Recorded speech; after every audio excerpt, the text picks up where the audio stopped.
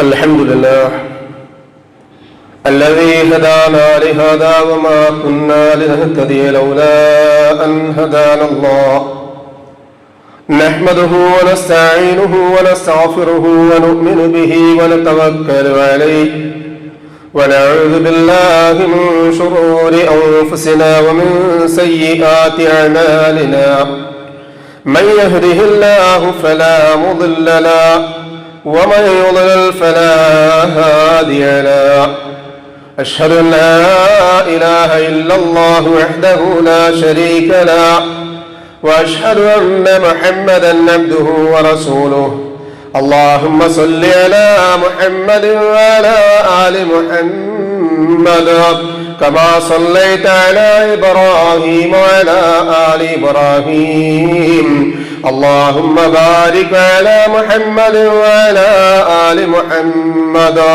كما باركت على إبراهيم وعلى آل إبراهيم إنك حميد مجيد أما بعد فإن خير الكلام كلام الله وخير الهدي هدي محمد صلى الله عليه وسلم وشر الأمور محدثاتها وكل محدثة بدعة وكل بدعة ضلالة وكل ضلالة في النار يا أيها الذين آمنوا اتقوا الله حق تقاته ولا تموتن إلا وأنتم مسلمون أعوذ بالله من الشيطان الرجيم بسم الله الرحمن الرحيم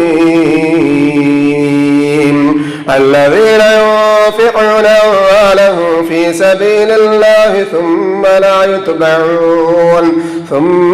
لا يتبعون ما أنفقوا منا ولا أذى لهم أجرهم عند ربهم ولا خوف عليهم ولا هم يحزنون.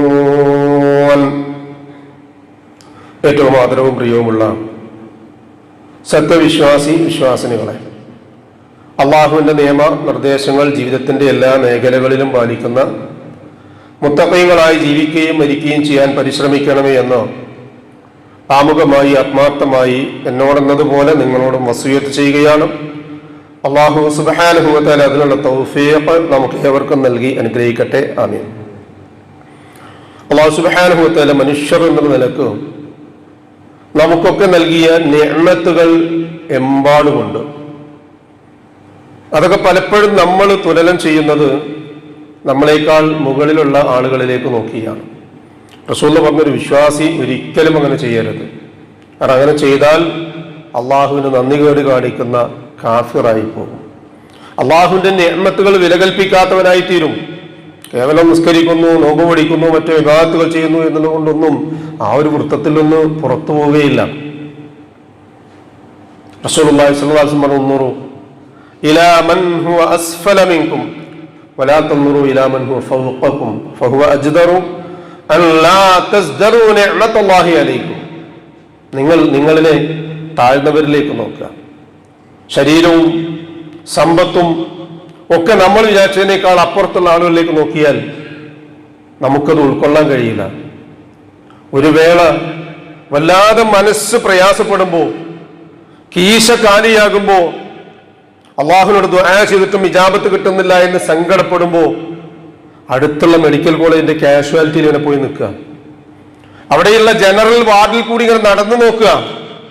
ഒന്ന് സ്വന്തമായി എഴുന്നേറ്റിരുന്നിട്ട് അവനവന്റെ മലമൂത്ര വിസർജ്യം ഒന്ന് ബാത്റൂമിൽ പോയിട്ട് അവനവന്റെ മനസ്സറിഞ്ഞ് കഴുകിയിട്ട് തിരിച്ചു വന്നിട്ട് ഈ കിടക്കയിൽ കിടക്കാൻ പറ്റാതെ മറ്റുള്ളവർ ആശ്രയിക്കുന്ന ആളുകളെ നോക്കി നോക്കോ. ശരീരത്തിൽ ഓടുന്ന രക്തം അതിൽ മുഴുവനും 300 ml എടുത്താൽ ശരീരത്തിലേക്ക് കയറ്റാൻ പറ്റില്ല. അപ്പൊ അതുകൊണ്ട് പ്രത്യേകമായി മാറ്റിവെച്ച് അതിൽ നിന്ന് വേണ്ടത് മാത്രം സ്വീകരിച്ച് ശരീരത്തിലേക്ക് കയറ്റാൻ മറ്റുള്ളവന്റെ അത് കള്ളുകുടിയനാകട്ടെ, പെണ്ണുപിടിയനാകട്ടെ, തെമ്മാടിയാകട്ടെ, താന്തോന്നിയാകട്ടെ, ആരെങ്കിലും ഒരു 300 ml രക്തം ഇത്ര ബാഗ് തരണേ എന്ന് യാചിക്കുമ്പോ ഇന്നാ നിഅമത്തുകൾക്കൊക്കെ നടുവിൽ കൂടി നടന്നു പോകുമ്പോൾ നമുക്ക് അതിന്റെ വില അറിയാം. ഇങ്ങനെ പലതും ആ നിഅമത്തുകളിൽ ഏറ്റവും സവിശേഷമാണ് സമ്പത്ത് എന്നുള്ളത്. ആളുകൾ ഇങ്ങനെ കോടികൾ അട്ടിവെച്ചിട്ട് അതിന്റെ മുകളിൽ ഇങ്ങനെ കോഴി അടകടക്കുന്നത് പോലെ ഇരിക്കുന്നുണ്ടോ എന്നുള്ളതാണ് ഞാനും നിങ്ങളൊക്കെ ചിന്തിക്കുന്നത്. അല്ലാഹു സുബ്ഹാനഹു വ തആല ആ നിഅമത്ത് ഒരു പക്ഷേ കൂടിയും കുറഞ്ഞുമൊക്കെ ഇരിക്കാം. നാടൻ ഭാഷ നമ്മൾ പറയാറില്ലേ, മുഖത്ത് ചിരി വരണമെങ്കിൽ അത്യാവശ്യം ഇടതുഭാഗത്തെ കീശയിൽ 4 പളപളപ്പുള്ള നോട്ട് വേണമെന്ന ഏത് മാനദണ്ഡം വെച്ചുകൊണ്ടാണ് മനുഷ്യൻ ഇങ്ങനെ അളന്നുപോയത്? നേരത്തെ പറഞ്ഞതിലേക്ക് ചേർത്തി വായിച്ചാൽ അതൊന്നും ഒന്നുമല്ല.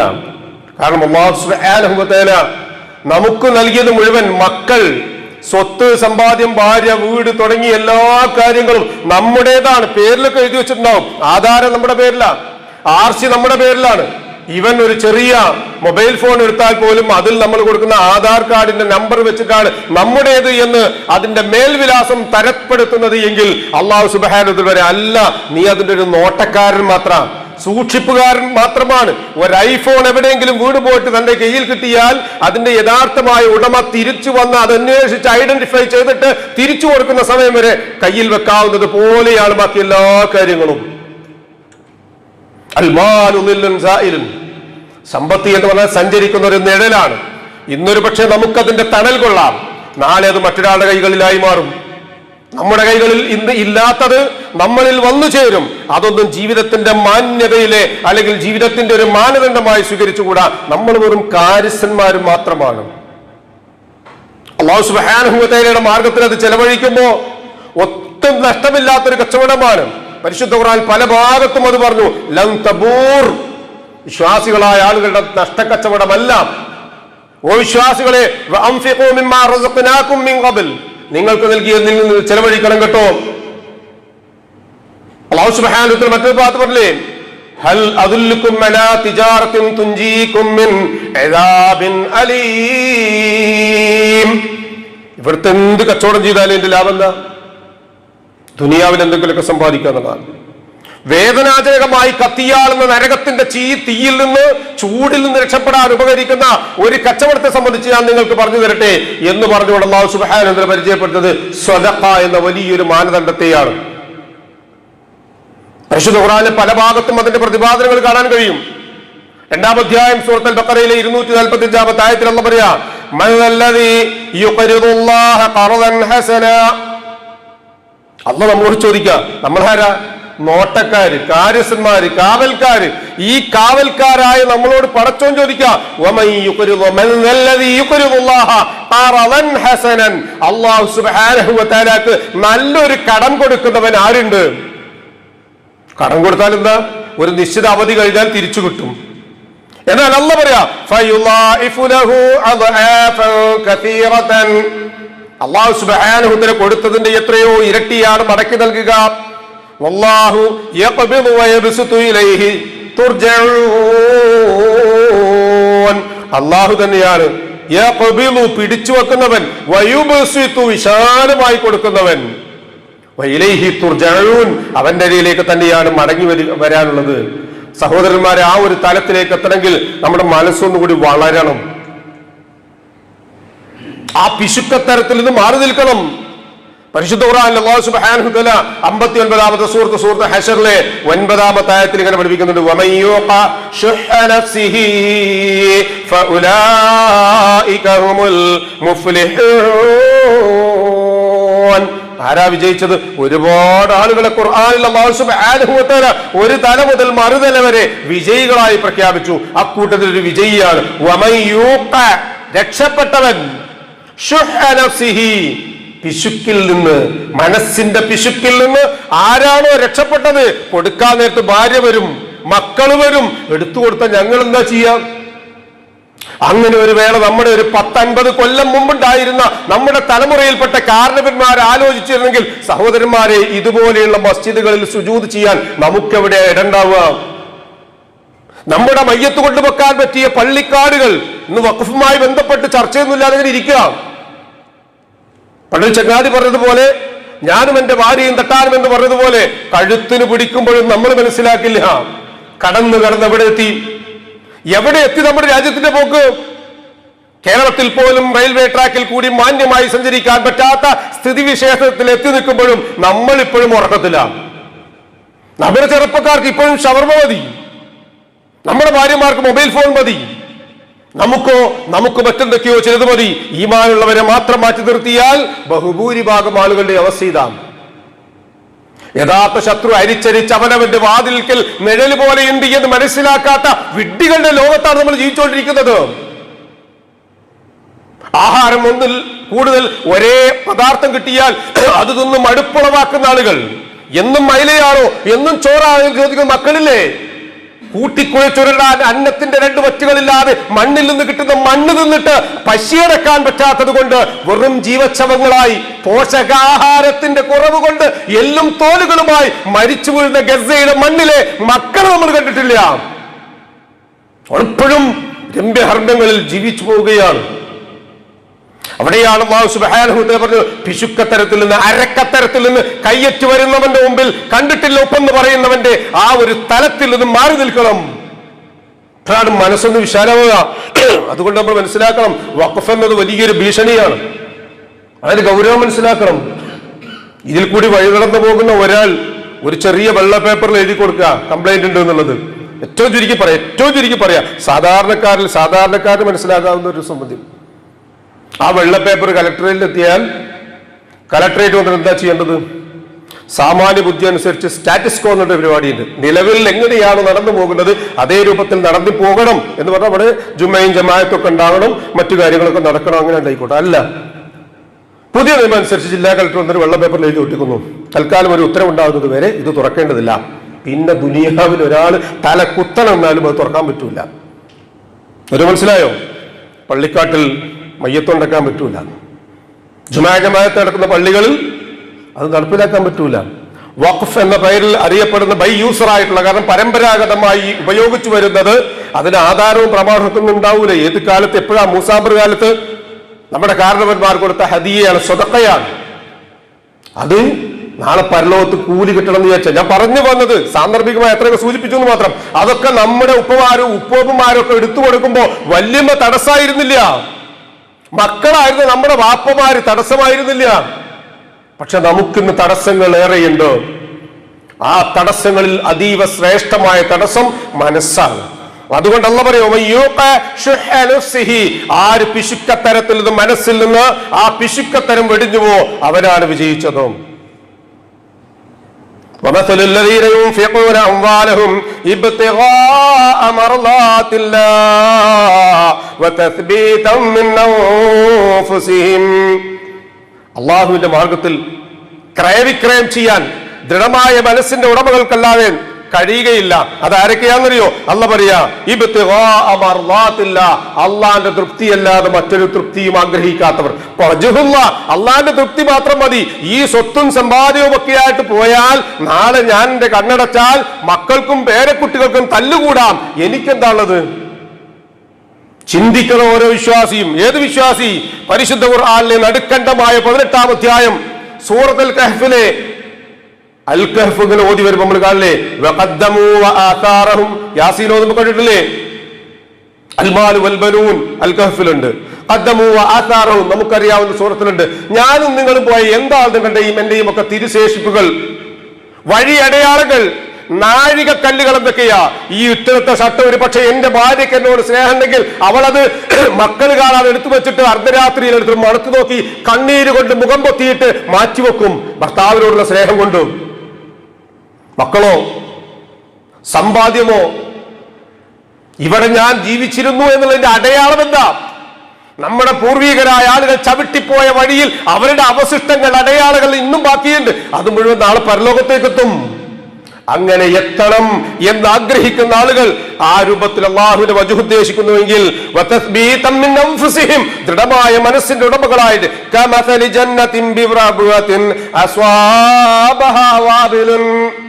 ഒരു മൊട്ടൻ കുന്നിൽ, ഒരു മേട് പ്രദേശത്ത് ശക്തമായ ഒരു മഴ കിട്ടിയതുപോലെയാണ്. അല്ലാഹു ഉപമിക്കുകയാണ്. നമുക്കൊന്നും നിർവചിക്കാൻ ആവാത്തതിന്റെ അപ്പുറം മണലാരണ്യത്തിൽ ഒരു മഴ പെയ്താൽ ചെടികൾ സജീവമാകുന്നത് പോലെ, കൃഷി സജീവമാകുന്നത് പോലെ അള്ളാന്റെ മാർഗത്തിൽ അവന്റെ വജ്ഹ് ഉദ്ദേശിച്ചുകൊണ്ട് ഒരു ധനം ഒരു ദാനമായി നിർവഹിച്ചുവെങ്കിൽ അത് ഒരു മേട് പ്രദേശത്തിലെ സജീവമായ ഒരു തോട്ടത്തിലേക്ക് മഴ പെയ്യുന്നത് പോലെയാണ്. അങ്ങനെ അതിൽ നിന്ന് ഇരട്ടി വിളവുകളാണ് കിട്ടുക. അത് പറഞ്ഞു മനസ്സിലാവുന്നുണ്ടോ എന്ന് പറഞ്ഞാൽ അല്ലാഹു സുബ്ഹാനഹു വ തആല അവന്റെ നിഅമത്ത് ഒന്നായിട്ട് ഒരാളെ കയ്യിൽ കൊടുത്തു കഴിഞ്ഞാൽ അത് അവനവന്റേത് വേണ്ട, മുമ്പിലേക്ക് JCB കൊണ്ട് മാന്തുന്നവരല്ല. ഒരൽപ്പമൊക്കെ അള്ളാഹുവിന് ദാനം നിർവഹിക്കുന്ന ആളുകൾ, അള്ളാഹുവിൽ നിന്ന് കിട്ടിയ നിഅമത്താണെന്ന് മനസ്സിലാക്കിക്കൊണ്ട് ക്രയവിക്രയം ചെയ്യുന്ന ആളുകൾ എന്നൊക്കെയാണ് അർത്ഥം. ഇനി അത്രയൊന്നും നിഅമത്ത് കിട്ടിയില്ല, അല്ലാഹ് പറയാ ചെറിയൊരു ചാറ്റൽ മഴ മാത്രമാണ് കിട്ടിയെങ്കിലോ അപ്പോഴും ആ മനുഷ്യൻ അത്തരം തന്നെയാണ് ഉണ്ടാവുക. അല്ലാഹു സുബ്ഹാനഹു വ തആല സൂറത്ത് ആൽ ഇംറാന്റെ 133-ാമത്തെ ആയത്തിൽ അല്ലാഹു പഠിപ്പിക്കുന്നുണ്ട്, നിങ്ങൾ ഇങ്ങനെ പോയാൽ പോരാട്ടോ, ഒന്നുകൂടി മുന്നോട്ട് സ്പീഡിൽ വേഗതയിൽ മുന്നോട്ട് പോകണം. എങ്ങനെ? ജന്നത്തിൻ, സ്വർഗത്തിലേക്ക്. ആകാശഭൂമികളെക്കാൾ പ്രവിശാലമായ സ്വർഗമാണ് അവിടെ. അത് മുത്തഖീങ്ങളായ ആളുകൾക്ക് ഒരുക്കി വെച്ചിരിക്കുന്നു. അല്ലദീന എന്ന് പറഞ്ഞുകൊണ്ട് അവിടെ പറയാം കോപം പിടിച്ചു വെക്കുന്ന ആളുകൾ, മനുഷ്യന്മാർക്ക് വിട്ടുകൊടുക്കുന്ന ആളുകൾ, അല്ലദീന യുൻഫിഖൂന ഫിസ്സറാഇ വദ്ദറാ, ദുരിതത്തിലും കഷ്ടപ്പാടിലും ഉള്ളപ്പോഴും ഇല്ലാത്തപ്പോഴും ഒക്കെ അള്ളാഹുവിന്റെ മാർഗത്തിന് വേണ്ടി കൊടുക്കുന്ന ആളുകൾ. ആകെ 10 രൂപയുള്ളൂ, പടച്ചോനടുക്കൽ നിന്ന് കിട്ടുമെന്ന് വിചാരിച്ചാൽ ആ 10 രൂപ എടുത്തു കൊടുത്താൽ അല്ലാഹു സുബ്ഹാനഹു വ തആല 10-ന് 70-ഉം 700-ഉം 7000-ഉം 70,000-ഉം ആക്കിയിട്ട് എനിക്ക് കൊടുത്തരും. 14% പലിശ കിട്ടുന്ന ബാങ്ക് ഇവിടെ തെരഞ്ഞു നോക്കിയിട്ട് അവനവന്റെ ലക്ഷങ്ങൾ ഇട്ടിട്ട് മാസാമാസം അതിന്റെ പലിശ വാങ്ങുന്ന ആൾക്കാരല്ലേ. അള്ളാന്റെ ഖജനാവിൽ 14 ഉള്ളത് 10,000-ങ്ങളാണ്, 70,000-ങ്ങൾ. അത് മനസ്സിലാക്കുന്ന ആളുകളാ അല്ലാഹു സുബ്ഹാനഹു വ തആല പറഞ്ഞത്. അങ്ങനെ പടച്ചതമ്പുരാൻ ഇരട്ടിയായിട്ട് നൽകും. അല്ലാഹു ബിമാ തഅമലൂന ബസീർ. അല്ലാഹു സുബ്ഹാനഹു വ തആല നിങ്ങൾ പ്രവർത്തിക്കുന്നതിനെ സംബന്ധിച്ച് അങ്ങേയറ്റം അറിയുന്നവൻ തന്നെയാണ്. അതുകൊണ്ട് റസൂലേ പറയണം, ഖുൽ ഇന്ന റബ്ബി യബ്സുത്തുർ റിസ്ഖ ലിമൻ യശാഉ മിൻ ഇബാദിഹി വയഖ്ദിറു ലഹു. അല്ലാഹു സുബ്ഹാനഹു വ തആല അവന്റെ അടിമകൾക്ക് അവൻ പ്രവിശാലമായ ഉപജീവനം നൽകും. ചില ആളുകൾക്ക് പടച്ചതമ്പുരാൻ കുറച്ചു കൊടുക്കും. എന്തിനാ കുറച്ചു കൊടുക്കുന്നത്? പടച്ചവനെ പരീക്ഷിക്കാൻ വേണ്ടിയിട്ട്, കഷ്ടപ്പെടുത്താൻ വേണ്ടിയിട്ടില്ല. അങ്ങനെയാണ് പല ആളുകളും തെറ്റിദ്ധരിച്ചു പോയത്. പരീക്ഷണം എന്ന് പറഞ്ഞാൽ കഷ്ടപ്പാടുകൾക്കൊക്കെ പറയുന്ന ഒരു മേൽവിലാസമാണ്. അല്ല, അള്ളാഹിന്റെ റഹ്മത്തിന്, അള്ളാഹുവിന്റെ കനിവിന്, ആർദ്രതയ്ക്ക്, അലിവിന്, ഇഷ്ടത്തിന്, സ്നേഹത്തിന് പറയുന്ന പേരാണ് പരീക്ഷണം എന്നുള്ളത്. അമ്പിയാക്കളെ പരീക്ഷിച്ചു പറഞ്ഞാൽ അമ്പിയാക്കളോട് ഇഷ്ടമില്ലാതിരുന്ന് അല്ല, അവരവിടെ പ്യൂരിഫൈ ചെയ്യുകയാണ്. ഈമാൻ ഒന്നുകൂടി കോട്ട് ചെയ്യപ്പെടുകയാണ്, ഇഖ്ലാസ് ഒന്നുകൂടി ഭദ്രമാക്കപ്പെടുകയാണ്. അവരിൽ വന്നു പോകാൻ സാധ്യതയുള്ള മനസ്സാ വാചാ കർമ്മന ഏതെങ്കിലുമൊക്കെ ദോഷങ്ങളോ ദൂഷ്യങ്ങളോ ഉണ്ടെങ്കിൽ അത് മുഴുവൻ മാറ്റിവെച്ച് സംശുദ്ധമായ ഒരു മനസ്സിന്റെയും ശരീരത്തിന്റെയും വിശ്വാസത്തിന്റെയും അടയാളങ്ങളായി അവരെ മാറ്റപ്പെടുകയാണ്. അതുകൊണ്ട് അല്ലാഹുവിന്റെ റസൂൽ സ്വല്ലല്ലാഹു അലൈഹി വസല്ലം നിങ്ങൾ പറയണം, അല്ലാഹു ഉദ്ദേശിക്കുന്നവർക്ക് അവൻ കണക്കില്ലാതെ കൊടുക്കും. ചില ആളുകൾക്ക് പടച്ചതമ്പുരാൻ പരിമിതപ്പെടുത്തി കൊടുക്കും.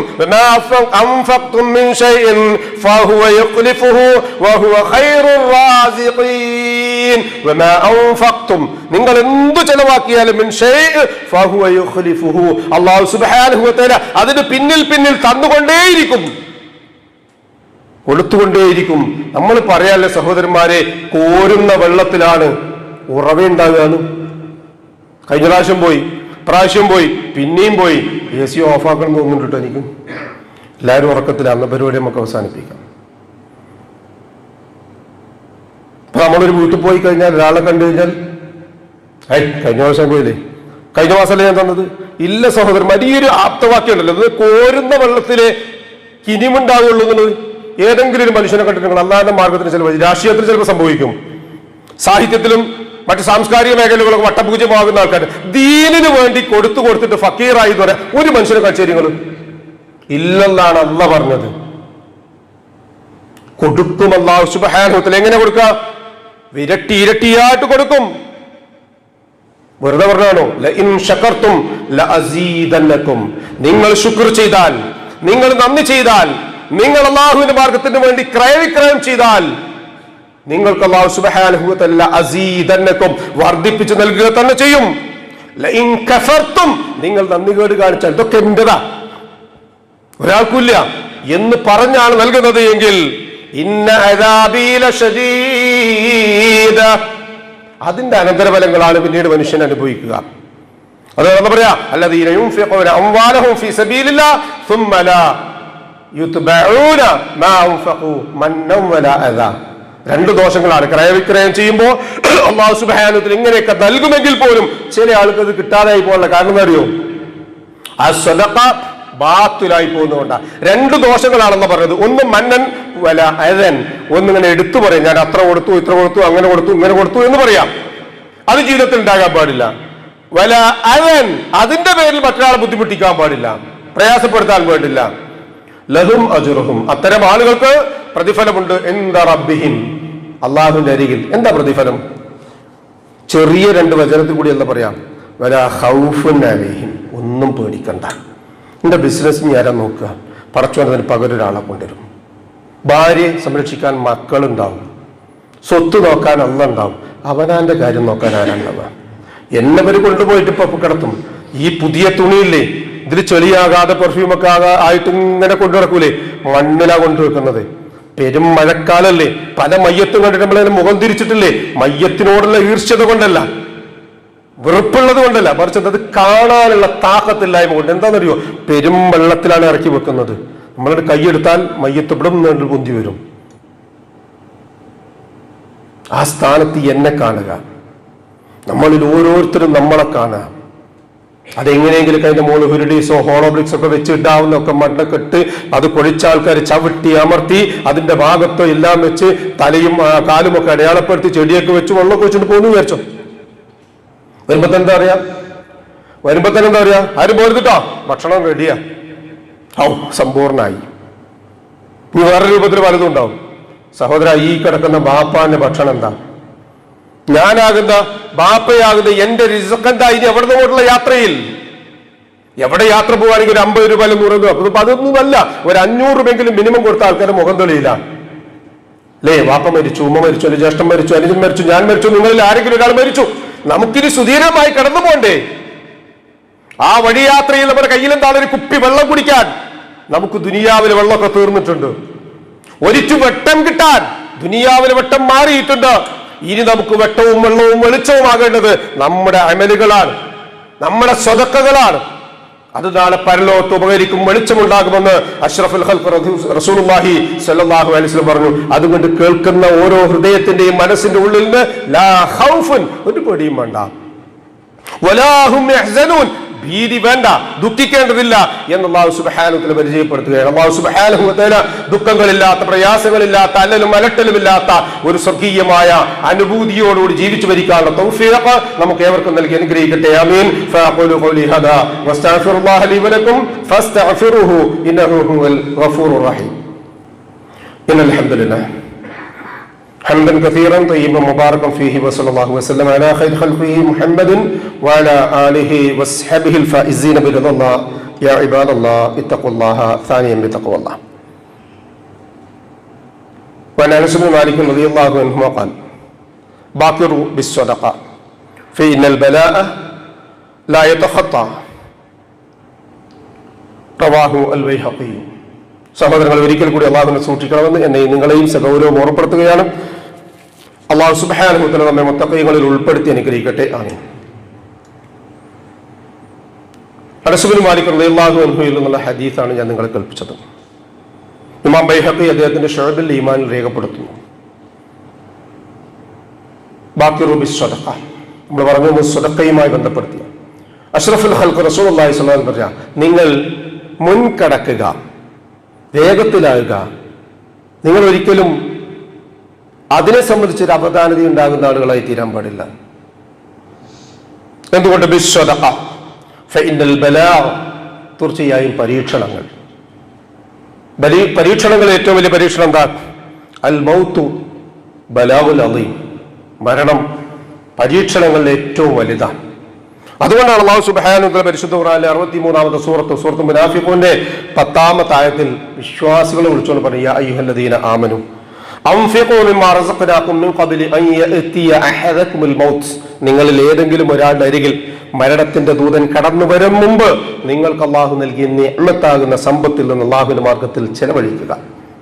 ഫയഖൂല റബ്ബി ലൗലാ അഖർതനി ഇലാ അജലിൻ ഖരീബ്. ആ നേരത്ത് നിലവിളിച്ചാൽ അഴച്ചുവിടുകയില്ല. അള്ളാഹുവിന്റെ സമയം നിശ്ചിതമാണ്, നമുക്ക് അത് അനിശ്ചിതമായിരുന്നാൽ പോലും അതിന് മുമ്പ് നാം ക്രയവിക്രയം ചെയ്യണം. അങ്ങനെ സംഭവിച്ചാൽ മരിക്കുന്നതിന് മുമ്പ് നമ്മൾ വിചാരിക്കോ ഇനിയുണ്ടല്ലോ ഒരുപാട് ദിവസം, 10-15 വയസ്സായ ആൾക്കാർക്ക് വിചാരിക്കാം ഇനിയുണ്ടല്ലോ ഒരു 35 കൊല്ലം കൂടി. ഇല്ല കേട്ടോ, അങ്ങനെ വിചാരിക്കേണ്ട. ഫാസ്റ്റ് ഫുഡ് കമ്പനികൾ കൂടി അല്ലെങ്കിൽ അതിന്റെ അരികിൽ കൂടി സഞ്ചരിക്കുന്ന ആളുകൾ നമ്മളൊക്കെ എങ്കിൽ മനസ്സിലാക്കിക്കോ, ആ ബില്ലിന്റെ കൂടെ നമ്മൾ കിട്ടുന്നത് മരണത്തിന്റെ സ്ലിപ്പാണ്. മറിച്ച് നോക്കാറുള്ള പല ആൾക്കാരും വേറൊരു യാഥാർത്ഥ്യം. പല സാധനങ്ങൾ നമ്മൾ എക്സ്പയറി ഡേറ്റ് നോക്കാറില്ലേ? നമ്മുടെ ജീവിതത്തിന്റെ എക്സ്പയറി ഡേറ്റ് എന്നാ? പാക്കിംഗ് ഡേറ്റ് ക്ലിയർ ആണ്. അത് ഓരോ പ്രാവശ്യം ഓരോ ആയുസ്സും കുറഞ്ഞ് ഖബറിലേക്ക് പോകാനുള്ള ദൂരം ഇങ്ങനെ അടുക്കുമ്പോൾ ദീൻ അത്ര കൂടുതലില്ലാത്ത ആൾക്കാർ അതിനെ സെലിബ്രേറ്റ് ചെയ്യും. അതിന്റെ പേരാണ് ബർത്ത്ഡേ. അവനെ പേരില്ല, കേക്ക് മുറിച്ചാൽ സന്തോഷിക്കാം. മരിക്കാൻ പോകുന്നതിന് വല്ലാത്തൊരു ദുരന്തപൂർണമായ കാലഘട്ടത്തിൽ ഞാൻ ഒറ്റ സംഭവം പറയാം. അല്ലാഹു സുബ്ഹാനഹു വ തആല അവന്റെ സ്വതക്ക നിർവഹിക്കുന്നതിന്റെ ഭാഗമായിട്ടുള്ളത് സുലൈമാൻ നബി അലൈഹി സ്വലാത്തു വസ്സലാം അദ്ദേഹത്തിന് മനുഷ്യരുമായി അല്ലാത്ത തന്നെ സമ്പർക്കം പുലർത്താൻ ഒരുപാട് ഉപാധികൾ അള്ളാഹു മുഅ്ജിസത്തായി കൊടുത്തിട്ടുണ്ടായിരുന്നു. ഒരിക്കൽ മലക്കുൽ മൗത്ത് അദ്ദേഹത്തിന്റെ അരികിൽ വരികയാണ്. പല അസറുകളും അതുമായി ബന്ധപ്പെട്ട് നമുക്ക് കാണാൻ പറ്റും. ഇങ്ങനെയല്ല, ഇതുപോലത്തെ ഒരുപാടെണ്ണം. അതിൽപ്പെട്ട ഒന്നാണിത്. സുലൈമാൻ നബി അലൈഹി സ്വലാത്തു വസ്സലാം നിൽക്കുന്നതിന്റെ സന്ദർഭത്തിൽ മലക്കുൽ മൗത്തിനെ കണ്ടു. എങ്ങോട്ടാ സുലൈമാൻ നബി? അദ്ദേഹം പറഞ്ഞു, ഞാൻ ഈ നാട്ടിൽ ഒരാൾ എന്നെ ഭക്ഷണം കഴിക്കാൻ വേണ്ടി ക്ഷണിച്ചിട്ടുണ്ട്, ഞാൻ അയാളുടെ അരികിലേക്ക് പോവാം. മലക്കുൽ മൗത്ത് പറഞ്ഞു, പോകണ്ട. കാരണം അല്ലാഹു സുബ്ഹാനഹു വ തആല ആ മനുഷ്യന്റെ റൂഹിനെ പിടിക്കാൻ എന്നോട് കൽപ്പിക്കപ്പെട്ടതിന്റെ ആ യാത്രക്കിടയിൽ നിങ്ങളൊന്ന് കാണാൻ വേണ്ടി വന്നതാ. ഞാൻ ഇപ്പൊ നേരെ പോകുന്ന അയാളുടെ റൂഹ് പിടിക്കാനാണ്. സുലൈമാൻ നബി പോയില്ല. കാരണം ഇപ്പം മരിക്കാൻ പോകുന്ന ആൾക്കാർക്ക് പോയിട്ട് ചോറുന്നുണ്ടല്ലോ എന്ന് ചോദിച്ചാൽ സുലൈമാൻ നബി തിരിച്ചുകൊണ്ട് പോകും. ഒരു ദിവസം കഴിഞ്ഞിട്ട് സുലൈമാൻ നബി അലൈഹി സ്വലാത്തു വസ്സലാം നിൽക്കുമ്പോൾ അദ്ദേഹത്തിന്റെ മുമ്പിൽ ആ വിളിച്ച അതിഥിയായ മനുഷ്യൻ സുലൈമാൻ നബി ആകെ ചൂളിപ്പോയി. ഇന്നലെ ചെല്ലാന്നുണ്ട്, ചെല്ലാത്തതിന്റെ ജാള്യത മറച്ചു വെക്കണ്ടേ. ഉടനെ മലക്കുൽ മൗത്ത് മുമ്പിൽ പ്രത്യക്ഷപ്പെട്ടിട്ട് പറഞ്ഞു, ഇന്നലെ ഞാൻ പിടിക്കാമെന്ന് പറഞ്ഞ ആളില്ലേ, അയാൾക്ക് ഒരല്പം കൂടി സാവകാശം അല്ലാഹു സുബ്ഹാനഹു വ തആല നൽകിയിട്ടുണ്ട്. എന്താ കാരണം എന്നറിയോ? സുലൈമാൻ നബി നിങ്ങൾക്ക് വേണ്ടി ഒരുക്കി വെച്ച ഭക്ഷണവുമായിട്ട് അയാൾ ഇങ്ങനെ കാത്തിരിക്കുമ്പോഴാണ് ആ നാട്ടിലുള്ള വൃദ്ധയായ ഒരു ഉമ്മ അയാളുടെ വീട്ടിലേക്ക് കടന്നു വരുന്നത്. മനസ്സിലിങ്ങനെ സങ്കല്പിച്ചോട്ടോ, ഗസയിലെ ഒരു കൈ ഇങ്ങനെ നീണ്ടുവരുന്നത്, ഗസയിലെ ഒരു കണ്ണ് തുറച്ചിങ്ങനെ നമ്മൾ നോക്കുക, ഗസയിലെ ഈ ഭാഗത്തുള്ള 6 പാക്കില്ല ഇതിന്റെ മുകളിൽ ഇങ്ങനെ ഇഡ്ഡലി ചെമ്പിലെ മുഴ പോലെ ഇങ്ങനെ വീർപ്പിച്ച് നിൽക്കുന്നില്ല ചെറുപ്പക്കാര്, ആ ഭാഗത്ത് ശോഷിച്ചിട്ട് കുഴി വന്നിട്ട് വരിയലിന്റെ ഉള്ളിൽ കൂടി ഇങ്ങനെ എല്ലും തോലുമായിട്ട് ശ്വാസം വലിക്കുന്നത് കാണുന്നില്ല നമ്മള്. എന്നിട്ടും നമ്മൾ മൃഷ്ടാന ഭോജനത്തിന്റെയും സുഖശയനത്തിന്റെയും ആളുകളായി മാറുകയാണ്. ഒന്നുമില്ല സഹോദരൻ, നമുക്കൊന്നും ചെയ്യാൻ കഴിയില്ല, നിസ്സഹായരാണ് നമ്മൾ. പക്ഷെ നമ്മുടെ അടുത്ത് ഇരുതല മൂർച്ചുള്ള ആയുധമുണ്ട്, ദുആ. അത് ആത്മാർത്ഥമായി നമ്മൾ നിർവഹിച്ചേ മതിയാവും. നമ്മുടെ ബാധ്യത ഔദാര്യമൊന്നുമല്ല, നമ്മുടെ ബാധ്യതയാണ്. ആ വേട്ടാളനും വൈദികരുമായ ആളുകൾ കടന്ന് കേരളത്തിന്റെ പച്ചപ്പുള്ള മണ്ണിൽ കാലുകുത്തുന്നതിന് മുമ്പ് ഞാനും നിങ്ങളും ആത്മാർത്ഥമായി ദുആ ചെയ്തിരിക്കണം. അള്ളാഹു വരെ രക്ഷപ്പെടുത്തുമാറാകട്ടെ. വരും തലമുറക്കെങ്കിലും ശാന്തിയോടുകൂടി സമാധാനത്തോടുകൂടി ജനിച്ചു ജീവിക്കുന്ന ആ മണ്ണിൽ പൂർണ്ണമായ ജീവിതം നയിക്കാനുള്ള തൗഫീഖ് അള്ളാഹു നൽകി അനുഗ്രഹിക്കട്ടെ. അവിടെ മരണപ്പെടുന്ന മക്കൾക്കും വേദന അനുഭവിക്കുന്നവർക്കുമൊക്കെ അള്ളാഹു അർഹമായ പ്രതിഫലം നൽകി അനുഗ്രഹിക്കട്ടെ. ഞാൻ പറഞ്ഞു വന്നത്, ഈ സഹോദരി സുലൈമാൻ നബി അലൈഹി സ്വലാത്തു വസ്സലാമിക്ക് ഉണ്ടാക്കി വെച്ച ഭക്ഷണം ചോദിച്ചു ചെന്നത് ആ നിങ്ങൾ ക്ഷണിച്ച മനുഷ്യന്റെ അരികിലാണ്. അതാ ഉമ്മാക്ക് എടുത്തു കൊടുത്തു. വീട്ടിലെ കാര്യങ്ങൾ അന്വേഷിച്ചപ്പോൾ വീട്ടിൽ ഇനിയും ആൾക്കാരുണ്ട്. 4 ദിവസം ഭക്ഷണം കഴിക്കാത്തൊരു ഉമ്മാന്റെ വീട്ടിലേക്കാണ് ഇനി പോകുന്നത്. ആ ബാക്കി വന്ന ആഹാരം കൂടി ആ ഉമ്മാക്കെടുത്ത് പൊതിഞ്ഞു കെട്ടിക്കൊടുത്തു. ആ ഉമ്മ വീട്ടിൽ നിന്ന് ഇങ്ങനെ ഇറങ്ങുമ്പോൾ 2 കൈയും ആകാശത്തേക്ക് ഉയർത്തിയിട്ട് ദുആ ചെയ്തു. ഇത്രയും ഒരുപാട് കാര്യങ്ങൾ നമുക്ക് ആ സംഭവത്തിൽ മനസ്സിലാക്കാറുണ്ട്. അല്ലാഹുവേ, എനിക്ക് ഈ ഒരു നേരത്തെ ഭക്ഷണം നൽകുകയും എന്റെ മക്കൾക്ക് പൊതിഞ്ഞു കെട്ടി നൽകുകയും ചെയ്ത ഈ ചെറുപ്പക്കാരന് ആഫിയത്തുള്ള ദീർഘായുസ് കൊടുക്കണേ റബ്ബേ. അവരൊറ്റ ദുആ കൊണ്ട് അല്ലാഹു സുബ്ഹാനഹു വ തആല ആ മനുഷ്യന് പിന്നെയും ആയുസ് നീട്ടിക്കൊടുത്തു എന്നാ പറഞ്ഞത്. അപരനായ ഒരാളുടെ ദുആയുടെ ഇജാബത്തും സ്വതക്കയുടെ മഹത്വം ഇതൊക്കെ നമ്മളതിൽ കൂടി മനസ്സിലാക്കണം. അതുകൊണ്ട് അല്ലാഹു റസൂൽ സ്വല്ലല്ലാഹു അലൈഹി വസല്ലം പറയാ, ബലാഗുകളെ തടുക്കാൻ സ്വതക്കയേക്കാൾ അപ്പുറത്ത് മഹത്തരമായ മറ്റൊന്നും ഇല്ല. അല്ലാഹു സുബ്ഹാനഹു വ തആല അത്തരം ദാനധർമ്മങ്ങൾ നിർവഹിക്കുവാനുള്ള തൗഫീഖ് നമുക്ക് ഏവർക്കും നൽകി അനുഗ്രഹിക്കട്ടെ. മനുഷ്യ സഹജമായി വന്നുപോകുന്ന ചെറുതും വലുതുമായ എല്ലാ തെറ്റുകുറ്റങ്ങളും അള്ളാഹു പുറത്ത് മാപ്പാക്കി തന്ന് ഇരു ലോകത്തും അവ മറച്ചുവെച്ച് നമ്മെ അനുഗ്രഹിക്കട്ടെ. നമ്മിൽ നിന്നും മരണപ്പെട്ടവർക്ക് അള്ളാഹു മഗ്ഫിറത്തും മർഹമത്തും നൽകി അനുഗ്രഹിക്കട്ടെ. രോഗികളായി വീടുകളിലും ആശുപത്രികളിലും ഈ മജ്ലിസിലുമുള്ള മുഴുവൻ രോഗികൾക്കും ഷാഫിയായ റബ്ബ് ആജിലും കാമിലുമായ ശിഫയും സമാധാനവും ആഫിയത്തും ദീർഘായുസ്സും നൽകി അനുഗ്രഹിക്കട്ടെ. അവനവന്റെ കാര്യങ്ങൾ നിർവഹിക്കുവാൻ ആവശ്യമായ സിഹത്തും ദാഹത്തും ആഫിയത്തും അള്ളാഹു മരണം വരെ നിലനിർത്തി തന്ന് നമ്മെ അനുഗ്രഹിക്കട്ടെ. ഉപജീവനത്തിൽ അള്ളാഹു സുബ്ഹാനഹു വ തആല അവന്റെ പ്രവിശാലമായ ഖൈറും ബറക്കത്തും വർഷിച്ച് നമ്മെ നമ്മുടെ കുടുംബത്തെയും അനുഗ്രഹിക്കട്ടെ. ദുആ കൊണ്ട് വസിയത്ത് ചെയ്തവരുടെ നല്ല മുറാദുകൾ അള്ളാഹു ഹാസിലാക്കുകയും പ്രയാസങ്ങളും ബുദ്ധിമുട്ടുകളും അള്ളാഹു അവരുടെയും നമ്മുടെയും എളുപ്പമാക്കി അവരെയും നമ്മയും അനുഗ്രഹിക്കുകയും ചെയ്യട്ടെ. ഈമാനും ഇഖ്ലാസും തഖ്വയും ഖുശൂഉമുള്ള മുത്തഖീകളായി ജീവിക്കുവാനും ജീവിതാന്ത്യം വരെ ആ തഖ്വ കാത്തു സൂക്ഷിക്കാനുമുള്ള തൗഫീഖ് അള്ളാഹു സുബ്ഹാനഹു വ തആല നമുക്ക് ഏവർക്കും നൽകി അനുഗ്രഹിക്കട്ടെ. മരണസമയത്തുണ്ടാകുന്ന എല്ലാവിധ വിഷമങ്ങളും പ്രയാസങ്ങളും മാറ്റിവെച്ച് അഫ്ദൽ ദിക്ർ ലാ ഇലാഹ ഇല്ലല്ലാഹ് എന്ന കലിമ കാമിലായ ഈമാനോടുകൂടി പറഞ്ഞ് പുഞ്ചിരിയോടുകൂടി കണ്ണടയ്ക്കാൻ ഭാഗ്യം ലഭിക്കുന്ന മുത്തഖീങ്ങളിൽ അല്ലാഹു സുബ്ഹാനഹു വ തആല നാം ഏവരെയും ഉൾപ്പെടുത്തി അനുഗ്രഹിക്കട്ടെ. ജന്നാത്തുൽ ഫിർദൗസിന്റെ ഉടമകളായ അമ്പിയാക്കളും മുർസലുകളും ഔലിയാക്കളും സലഫുസ് സാലിഹുകളും സുദ്ദീഖുകളും ശുഹദാക്കളുമുള്ള സ്വർഗ്ഗത്തിൽ പ്രവേശിക്കാൻ സാധുക്കളായ നമ്മുടെ മാതാപിതാക്കൾക്കും നമുക്കും കൂട്ടുകുടുംബങ്ങൾക്കും സന്താന പരമ്പരകൾക്കും അല്ലാഹു തൗഫീഖ് നൽകി അനുഗ്രഹിക്കട്ടെ. അല്ലാഹുമ്മ ഇഗ്ഫിർ ലിൽ മുഅ്മിനീന വൽ മുഅ്മിനാത്ത് വൽ മുസ്ലിമീന വൽ മുസ്ലിമാത്ത് അൽ അഹ്യാഇ മിൻഹും വൽ അംവാത്ത് إنك مجيب الدعوات يا قاضي الحاجات ربنا تقبل منا إنك أنت السميع العليم وتب علينا إنك أنت التواب الرحيم واغفر لنا يا غافر المذنبين ربنا هب لنا من أزواجنا وذرياتنا قرة أعين واجعلنا للمتقين إماما ربنا ظلمنا أنفسنا وإن لم تغفر لنا وترحمنا لنكونن من الخاسرين اللهم أعز الإسلام والمسلمين اللهم أعز الإسلام والمسلمين اللهم اعز الاسلام والمسلمين واذل الشرك والمشركين اللهم اجرنا من النار اللهم اجرنا من النار اللهم اجرنا واجر والدينا من النار ربنا آتنا في الدنيا حسنة وفي الآخرة حسنة وقنا عذاب النار آمين آمين آمين برحمتك يا أرحم الراحمين سبحان ربك رب العزة عما يصفون وسلام على المرسلين والحمد لله رب العالمين.